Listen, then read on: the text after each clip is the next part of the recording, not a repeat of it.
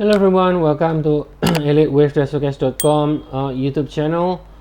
So today is November 26th and we're looking at the chart of Google here, guys. 45 minutes time frame. Still, I think from the structure point of view, we are not yet done to the upside. So we expect all-time high still in Google. Here is ending with 4 at 270, and so we are within with 5 now. Within with 5, you can see this subdivides into a nest here. You can see a clear 1 2 3 4 here. So this is 1 2 1 2 3 4, looking to finish 5 of 3 with a 4 in blue and then 5 in blue to finish 5 in black. Now let's look at the daily time frame. Here's the daily time frame. You can see this low in April, how explosive Google is. Very explosive, right?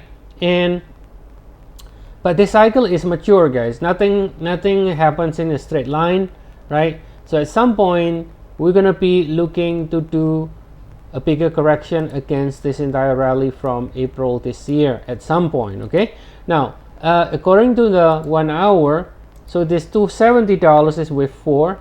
So basically this is the $270. So we are so assuming this is 1 2 3 4, we are in the wave 5 final leg from April 2025 low, and the rally here does not look complete. If you look at the 4 hour, this is the 4 with 4, right?